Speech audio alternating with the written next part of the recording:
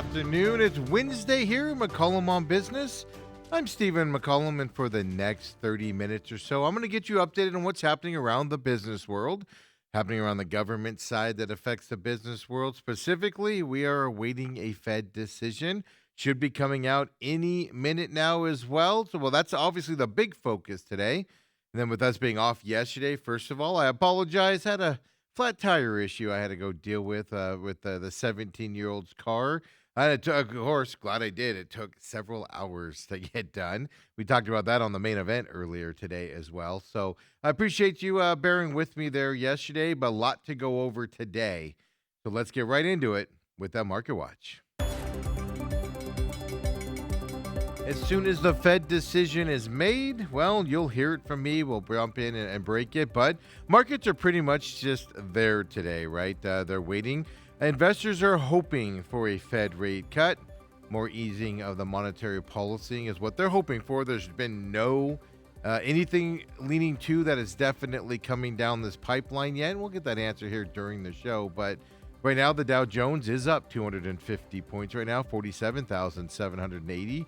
S&P 500's up 10 points to 6849. The Nasdaq's down, 67 points right now, 23,509 for it. And then the Russell 2K, the small cap index, 10 points up right now to 2536. It'll be interesting to see if there is big movement coming when we get the word on the rate cut here that we are waiting for here. Probably end of the show, if I had to guess when it would happen. I know during the time change when we're on Pacific time zone, we usually got the word right toward the top of the show. So we might not get the official word here till we're about to go off air, but we'll keep our eyes on it here as we're waiting for that information. And we have a very limited stock that we're looking at today, just because obviously the market's going to change here once the Fed makes its decision. We are talking about Oracle. They're going to announce after the bell today. That's a big, obviously, AI stock we'll be paying attention to going into this after the markets. But then two stocks we're going to look at today, and only two because we're just waiting for that Fed decision and not a lot of movement out there. First one is GameStop. It caught my eye today. GameStop's down 3.59% right now.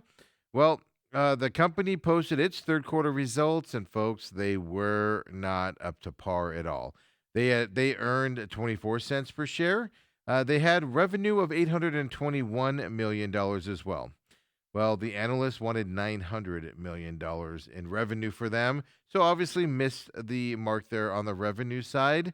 That's why they're down here 3.55% right now. And GameStop takes it harder than most stocks do just because of the meme stock and how it gets run up and down there. But down 3.55 with disappointing revenue numbers here for GameStop. The other stock that caught my eye here with early trading, Cracker Barrel Old Country Store is what we need to talk about right now. 1.41% up right now for Cracker Barrel.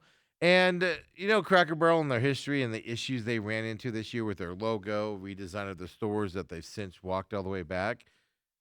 Well, they're down 1.41% right now. They were down 8% earlier today. You see there's been a big buy here as the day has gone on. First quarter revenue for them did miss their expectations.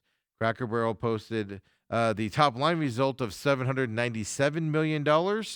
Analysts expected $802 million. And this will be after the fallout of the logo and the redesign, etc. for Cracker Barrel. Now, we've seen some buyback here today.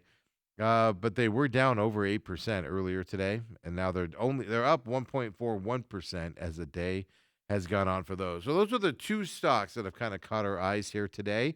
There'll be more, obviously, as the day goes on while we wait for this Fed decision to come out. Within the next hour is probably when we're going to see it. I mean, there's just not a lot of movement today. Like GE Vernova is a big up today. They're up 13%.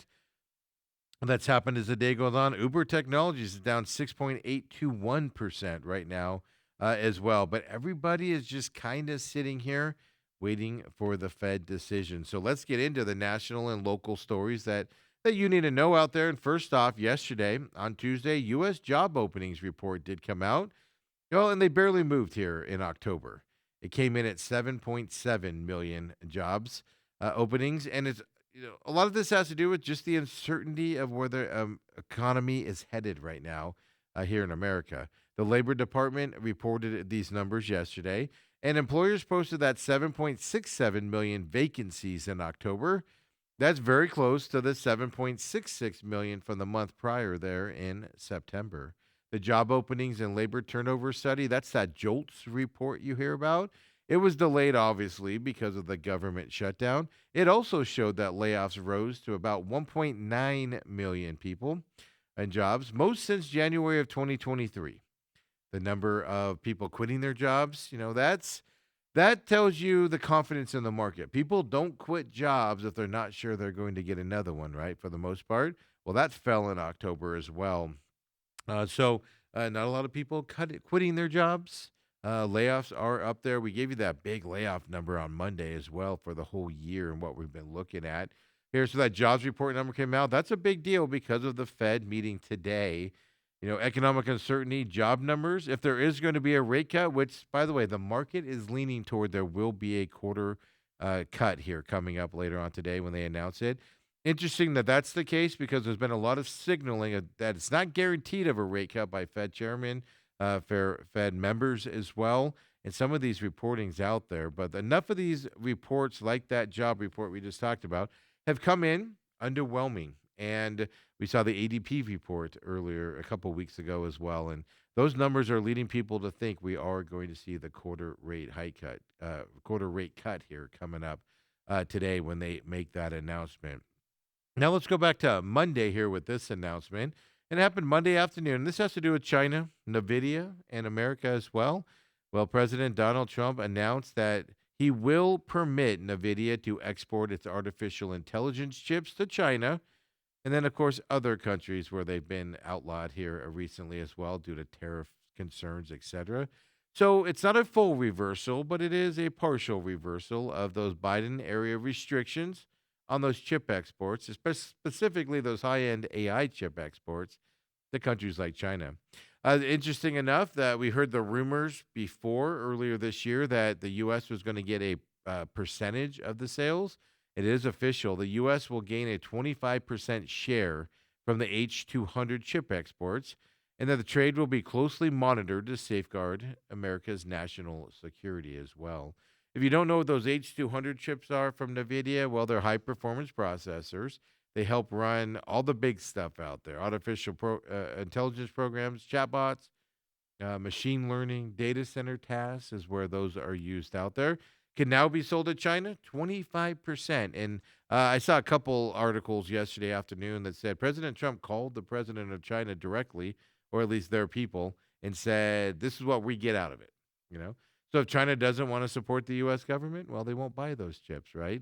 As they need to be out there and everything. So that's kind of solved. And we know how the tariffs are affecting Americans in terms of exports to China. We know China has found other markets to export to as the U.S. exports have been down.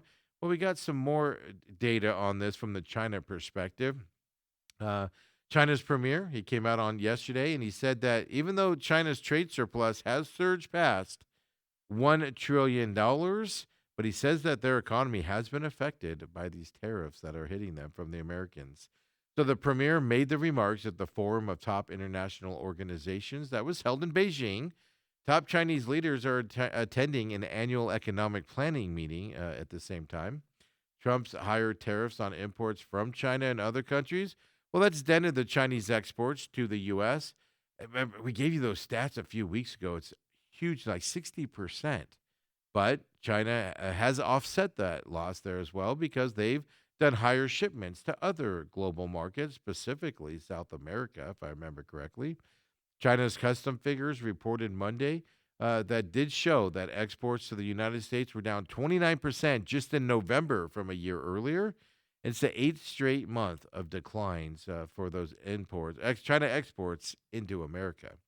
China's trade surplus in dollar terms for 2025, as I told you, it's already exceeded the $1 trillion mark as of November. Exports did rise 5.9% from a year earlier overall, and that's where the other countries come into that are buying those Chinese products. So, yes, hurt by the American market, but up still with emerging markets and markets that they've moved into from the China's perspective moving forward. And here in America, coming back here again, right? Interest rates are coming down a little bit. Prices are coming down on houses, stuff like that. Well, now this is interesting. Realtors.com monthly housing trends for November, right? They look into all of this stuff. Well, what they found was delistings, which is people that have houses on markets and take them off there. Well, in the month of October, they were 38% of delistings compared to with the same month just a year ago. So delistings over the course of 2025 to date, they're actually up about 45% from the same period from a year ago as well in 2024. Roughly 6% of listings since June have been removed from the market by their sellers, and they look at this monthly out there. So it has sealed 2025 as the year with the highest delisting rate. Yes, since Realtor.com actually began tracking that number. Now they haven't been tracking it for a long time. It only goes back to 2022, but obviously a big number here of people taking their house off the market, not getting the price that they want, or it's on the market too long. There's a lot of reasons for it. Delistings, well, they came early this year. They usually happen during the summer months because a lot of inventory hits the markets in the summer months, but it came sooner this year, people taking it off the market. But they're also up 48% from a year ago, just in June. There was expected to be an increase because of the summer months, but then it jumped again in July when the delisting rate was 57% higher than last year in the July month. So trends have changed here with this market that we're in. People taking their house off the market instead of trying to sell it. So if you're one of those, well, you're a big number of people that have done that here in the United States, and this economy isn't going to turn around. I firmly believe that until people can start affording housing again coming up. And, I don't know if we've turned that corner yet with that number of delistings hitting us over the summertime. And now, a couple companies, President Trump is going after industries, pharmaceuticals, for instance, and things that, hey, manufacture here in America. Well, Eli Lilly came out yesterday and they said they're going to spend $6 billion, all that to build a manufacturing plant in Huntsville, Alabama. They're going to help boost production of their experimental, as of now, obesity pill, not the shot, but the pill itself that they're developing and other drugs. So it's the third facility in a string of newly planned U.S. investments by Lilly. They announced back in February, if you remember, that they're going to spend at least $27 billion, and that was to build four new domestic manufacturing plants. And then they adding 23 billion in previous investments since 2020 here in America as well. Eli Lilly said it expects construction of that Alabama plant to start coming up here next year, 2026. They say it'll be actually completed in 2032. So this is basically added protection here and added capacity of the production for Eli Lilly's obesity pill itself. This is that orforglipron. Hey, I did my best, folks. Now, this is the pill. This isn't the shot, right, that they have out there. Everybody's trying to produce this pill because obviously more people would rather take a pill than give themselves a shot every day. Now, it's Eli Lilly. This is a critical and crucial pill that they're trying to develop. They're trying to file for the approval and try to maintain its dominance in that GLP-1 market that's just booming out there. Well, Eli Lilly and his chief rival, Novo Nordisk, well, they face supply shortages for their existing weekly injections, and demand skyrocketed in the U.S. here over the recent years for those shots. They have been able to alleviate those issues. You have the compounding things where some places take those GLP-1 drugs, add like B12 shots to them, etc., things like that. So this has been up and down here, but this pill is everything to these companies. Eli Lilly's pill in November won a priority review voucher from the U.S. Food and Drug Administration. That's going to significantly speed up the regulatory assessment of the drug. So it's going to move it up several months as well, or a few months is what I'd rather say there, to get it up and get it approved even faster. So new plants coming on board for manufacturing, and then an update on the pill of their GLP-1 weight loss medications as well. And now let's go over to Microsoft, right? Eli Lilly's investing here in America with these plants. Well, Microsoft, they're doing something different. They've announced their biggest ever Asia investment. $17.5 billion, and they're investing it in India specifically over the next 4 years. What they're doing? Well, they're advancing the country's cloud and artificial intelligence infrastructures over there in India. Microsoft was committing the investments to help India build the infrastructure, skills, sovereign capabilities needed for its specific AI future. The announcement does underscore the growing global competition among major technology companies to expand in India. That's a hot market here for these tech companies. And India has become one of the world's fastest growing digital markets. Back in October, Google came out. They're going to invest $15 billion into India over the next 5 years. They're going to establish their first AI hub in India, located at the southern city, a southern city there in India. I'm not even going to try to pronounce that city name. Now, this hub is going to be one of Google's largest around the whole world. India has set ambitious targets to become the leading global hub for AI and semiconductor manufacturing. The government of India has introduced financial incentives aimed at attracting the global chip makers and a lot of the major technology companies. They're trying to strengthen India's innovation ecosystem. They want to boost their jobs in India as well and reduce dependence on imported technologies. And we import a lot of India's labor in these fields as well out here with those H-1B visas that are another story for another time, right? But those visas, a lot of them, majority of them come from India to bring the tech workers in here. They're trying to keep them home out there. So, Eli Lilly coming into America with these commitments, Microsoft going to India out there, and then there's PepsiCo. Kind of doing a whole company fixing here as well. PepsiCo, of course, does Frito Lay and those types of brands as well in terms of food. And PepsiCo has done a lot of price increases even before inflation came out there. And now PepsiCo came out and said yesterday that they're going to cut nearly 20% of its product offerings by early next year. PepsiCo said it will use those savings to invest in marketing and improve value for consumers. It didn't disclose which products would be discontinued or how much it would eventually cut prices. PepsiCo said it plans to accelerate the introduction of new offerings with simpler, more functional ingredients, right? These are the things like the Doritos protein, simply NKD Cheetos, the ones without, even Doritos comes in that NKD, the ones without the artificial flavors and things. So they want to focus on that and put more money into that side of it. Has anybody tried those NKT Doritos? I actually saw them at the grocery store, and I thought I need to grab a bag of that, but it was just a giant bag, and I didn't need that. And I haven't tried them yet. I want to try them out and see how close they taste to regular Doritos. So PepsiCo also recently introduced a probiotic version of its signature cola, obviously being Pepsi. PepsiCo is making the changes after prodding. They're not doing this on their own, but prodding from that Elliott Investment Management Company. They took a $4 billion stake in PepsiCo in September. Remember, this is the same investor that is changing Southwest, and they buy companies, they buy into companies, and push an agenda there to make them more profitable. In a letter to PepsiCo's board, well, Elliott Management said the company is being hurt by a lack of strategic clarity, decelerating growth and eroding profitability in its North American food and beverage businesses. So they're taking what that investor is saying and making the changes here coming up as well for PepsiCo. They've done huge price increases on their chips and things. Yeah, like I said, even before inflation took off, they were doing it. Now, of course, they're shrinking the size of them and everything. And follow up here on Boeing as we go up to the Seattle area. Well, Boeing said on Monday it is completed. The acquisition, or reacquisition, I should say. It's a $4.7 billion purchase of one of their key suppliers, that Spirit Aerosystems, that builds future lodges for Boeing, of course. Their 737 MAX jetliners.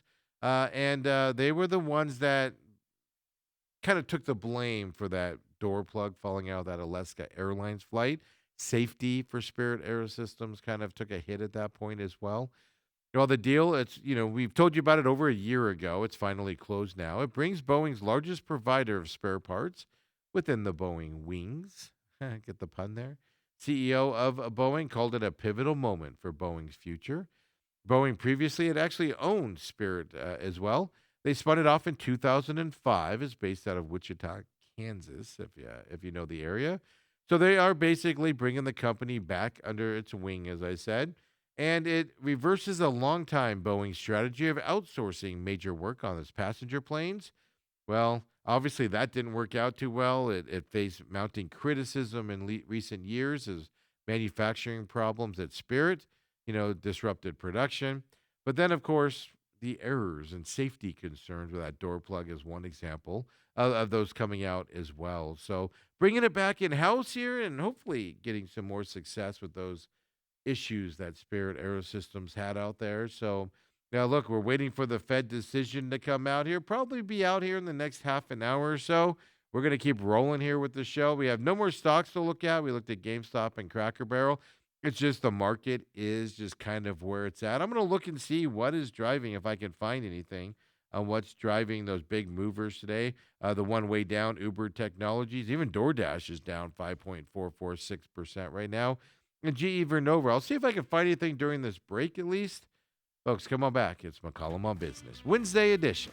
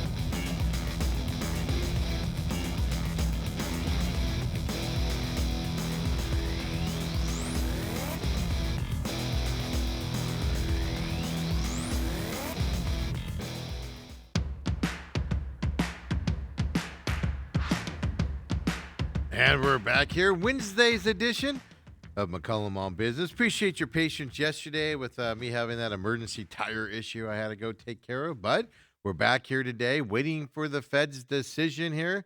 Hopefully we get it during our show time. Of course, since we're not on Pacific time right now, it comes out a little bit later out there. But we got some local stories coming your way. And the big question is, normally we're pretty confident there's a rate cut or not. Today, a little bit of uncertainty. I do think we're going to see one from everything I've read, but there is a little bit of uncertainty. We will see a quarter rate cut, but it's going to be a board, Fed board that is not in agreement on it coming up here. It's going to be fascinating to see how that works out there. And you just saw the commercial for the Real Matrix, of course. New episode coming out today, episode 11. Posts around noon here today. Check it out here, Robot TV, of course, the YouTube channel for our production company, and then free podcast. Search The Real Matrix on your favorite podcast system. We split it up into 2 hours on the podcast system, and it's getting good response. We're going to make some changes on the YouTube and on Robot TV in terms of posting it out there. So be ready for that coming up. But 10 episodes are out. 11's going up today around noon. So check that out, The Real Matrix. The Angry Patriot just asked that you come in with an open mind here for his shows. And just kind of how the government works and what is happening out there in the world. Of course, the main event was put in the can earlier today. Me and 17-year NFL veteran Del Hellestrey. We had a good day talking Suns, Diamondbacks with their 15th pick. Cardinals, ASU men's basketball, comparing them to the Suns. Suns play tonight as well. It's in the can, and of course, a comedian joined us today as well. Check that out either on demand at Robat TV on the YouTube page, or of course, free podcast system for you out there as well. And I appreciate him joining us. He's live Friday and Saturday coming up here this weekend out at House of Comedy. Paul Mercurio is who joined us earlier today. And folks, of course, when we're done here, we get this posted Robat TV on the YouTube page as well. And Pit Stop on hiatus. We're following this court here between the two teams and NASCAR, and NASCAR is getting dinged all over the place. I told you earlier, if you follow the pit stop and listen to it, the show's on hiatus because it's not racing season. We'll probably do a summary here as this trial wraps up and do a quick show. Be back in February, but NASCAR's not coming out. Even if they win this, they're not coming out unscathed. There's going to be changes in the NASCAR and the way that it operates out there. Jim France, the owner of NASCAR, and his family, was on the stand yesterday, and it just was not a good look. So follow me at the Pit Stop Talk. I retweet that stuff out, read about it, put it out there, because obviously I'm not in the courtroom. I have to rely on the eyes of other people. But check us out. Follow us there at the Pit Stop Talk as well for that show. And folks, with all that being said, we're waiting for the Fed decision. Markets are just kind of there here today, waiting for this answer. Let's get into it with the Market Watch.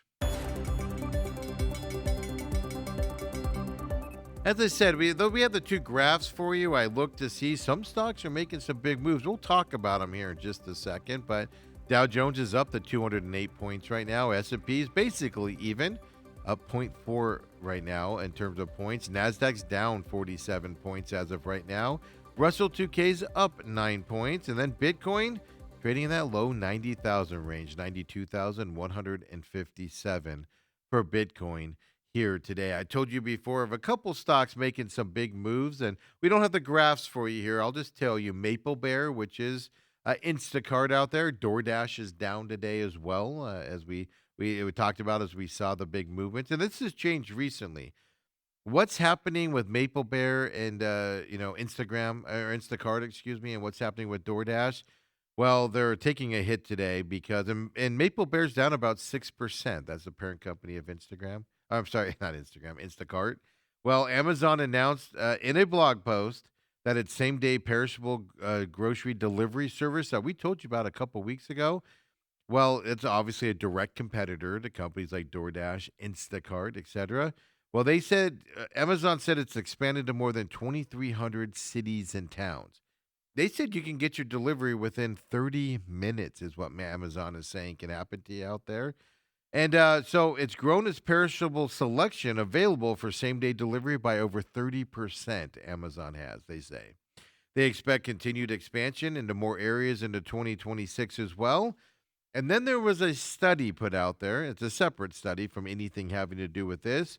Instacart uses artificial intelligence pricing tools that cause price discrepancies among identical products from the same store. That's bad news hit that Instacart is using stuff to give you wrong pricing. And then, of course, Amazon putting pressure on their business as well. Well, Maple Bear's down that 6% here today. Based off of that, just some other ones real quick that have made some big moves here as the day's gone on. Dave & Buster's, well, it's up 15.5% right now. Well, their company missed analyst expectations for both lines in the third quarter. Disappointing, right? Still up 15.5% here today as well. However, shares for, if you want to look at the macro here of Dave & Buster's, I just pulled it up during that break.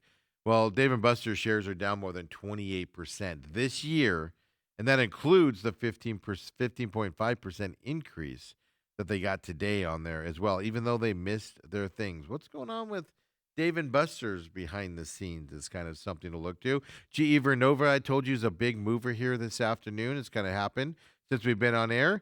They're an energy giant, right? Broke off from the big GE company for a while. They're up 14% right now. It said 2025 revenue was trending toward the higher end of its guidance. The company also doubled its quarterly dividend. So it's at 50 cents now. It was at 25 cents per share before for GE Vernova. And up 14%. You see them big moving out there. I can't find anything on Uber. It's down big today. I'm wondering if that Uber move down has to do with that Amazon news. Obviously, Uber Eats is a big part of that Uber. I wonder if that also has to do with Maple Bear, Instacart, and DoorDash being down today as well. It's the only thing I can think of on why uh, Uber would be down along with those other stocks out there. So these stocks are starting to move a little bit as the day has gone on. And Warner Brothers Discovery with that whole buyout bid, right, and everything up 4.43% today as we're talking onto that. So sorry, no graphs here. Not a lot of movement on stocks earlier today because everybody's just waiting for the Fed chairman. We're seeing some movement here as we've been on air and everything. So wanted to bring you those that we are paying attention to as we are waiting for the Fed decision right now. And like I said, the market is anticipating a quarter rate cut here for that. And I'd be shocked, kind of, I guess, if we see that as well. So, what's coming up? And now let's get into some local stories while we're just patiently waiting for the Fed to give us what we want to know. And we might not get it during the airtime, right? But we'll see where we are here. But, let's go back and look, about a year and a half ago or so, where we started to really hear about that screwworm, that flesh eating parasite that cows have.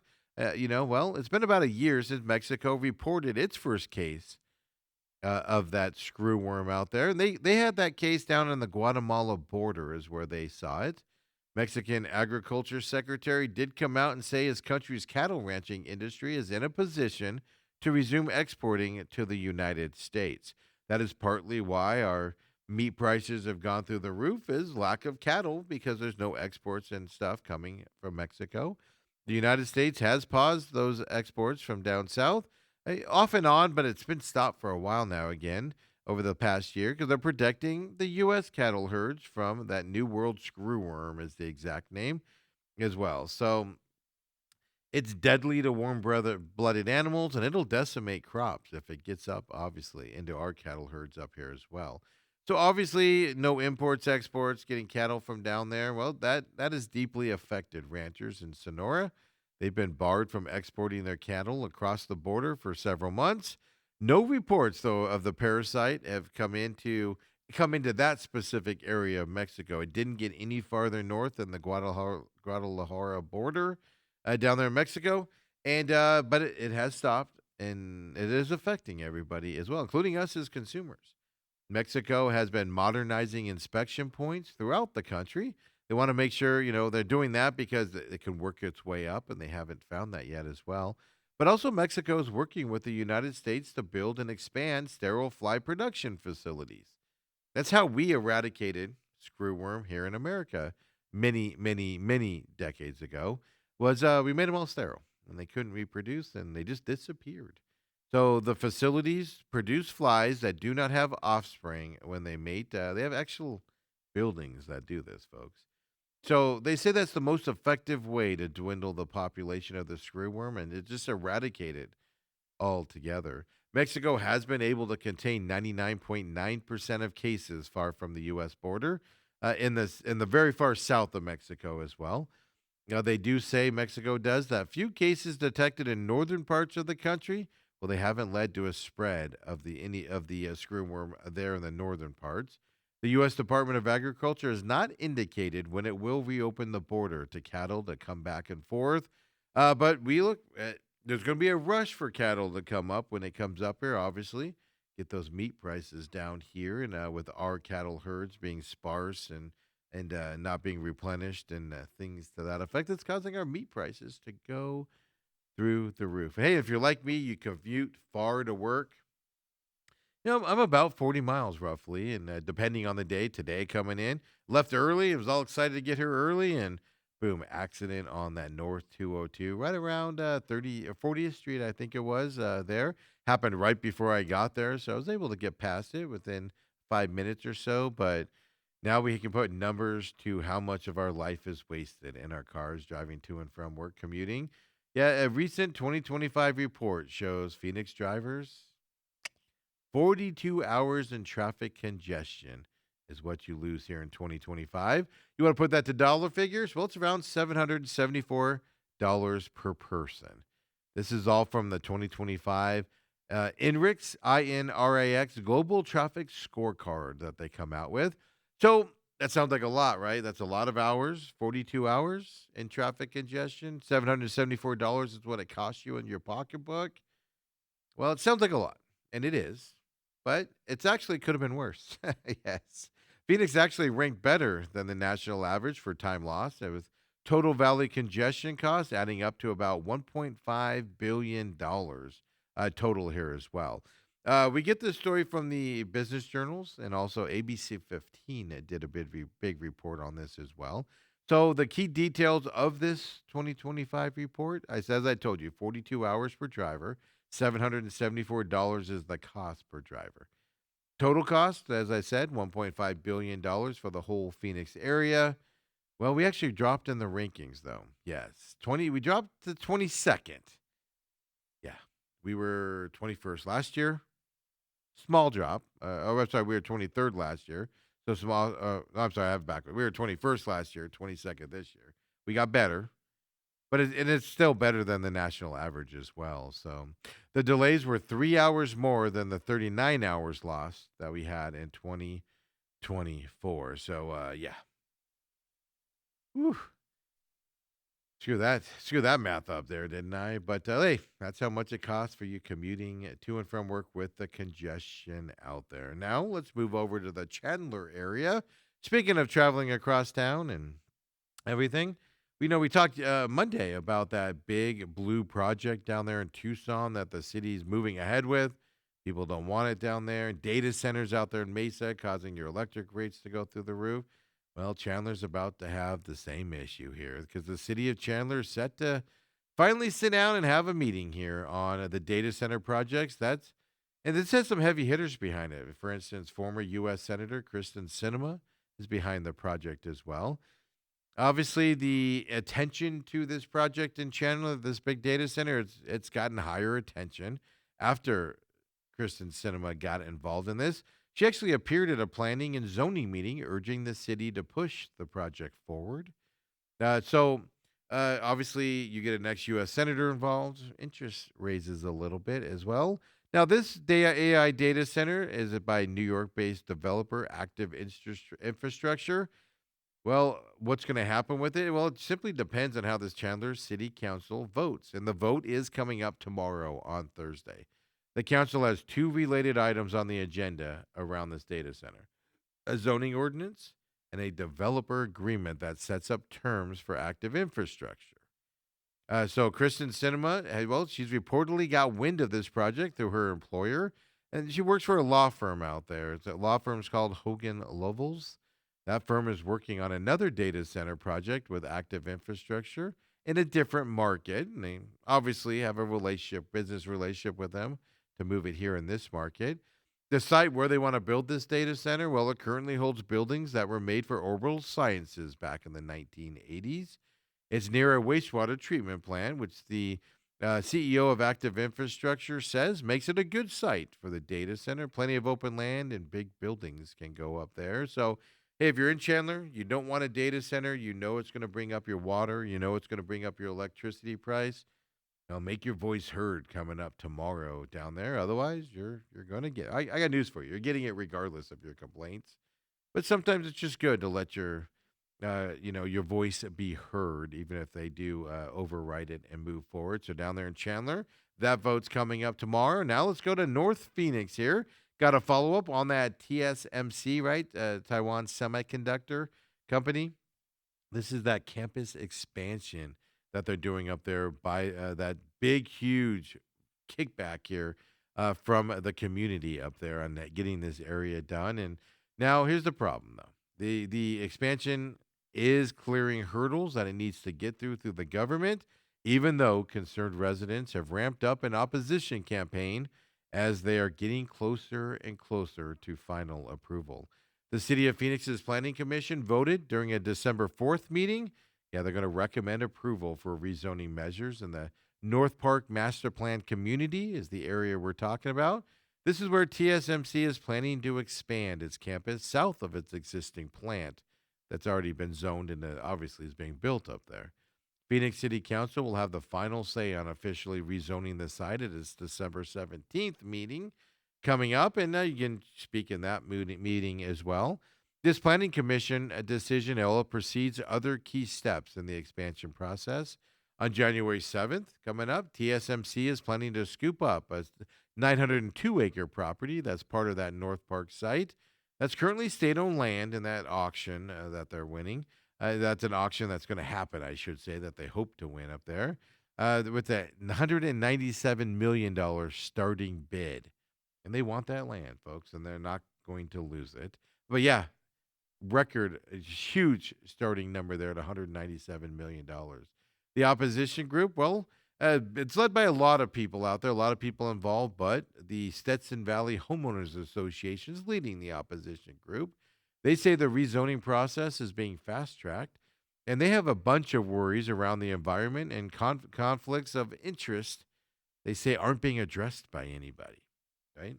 Who on the board is getting something, or who's going to benefit from this being pushed through is what they want to know, and they just can't get the answers for that stuff. Back at that December 4th meeting, the group had new concerns around a newly introduced 17-page staff memo.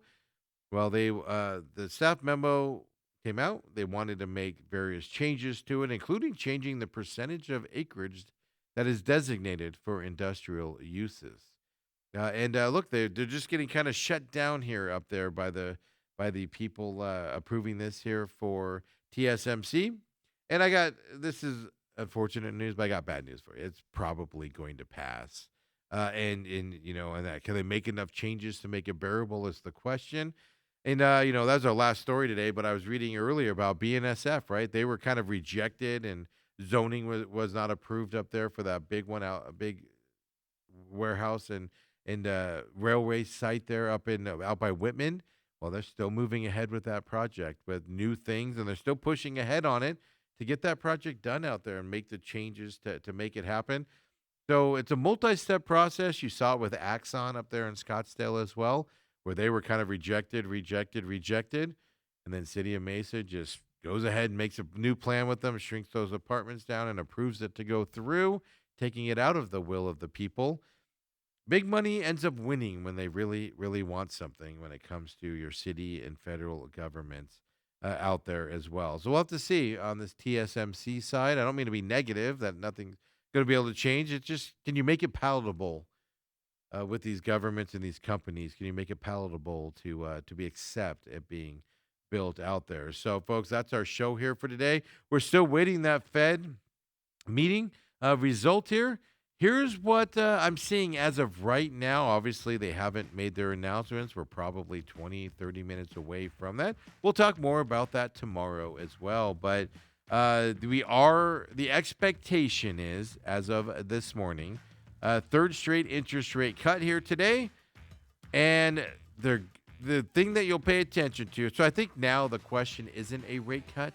I think the question is kind of what they talk about for the future coming up here. We saw a lot of hesitation over the last couple of months on a guaranteed rate cut, and then the reports came out kind of pushing them to that letter as well. So this is going to be a split board, I believe, today as well, meaning some will vote for the cut, some will not, of ultimately getting it passed through as well. So investors will be watching the update on the dot plot. That's the individual officials' rate expectation and economic projections. Does that mean more rate cuts next year? Does that mean, and this is the last rate cut for a while? These are the things people will be paying attention to out there. So we'll talk more about that tomorrow. So expect a quarter rate cut. If there isn't one, it's going to be shocking in terms of investor side of things as of right now. And then we'll pay attention to the language and stuff and talk about that, of course, here tomorrow, Thursday's edition of McCollum on Business. Come and join us then, would you? Of course, we'll be on demand here at Robot TV on the YouTube page as well. And folks, we'll see you tomorrow, everybody. Have a great Wednesday afternoon.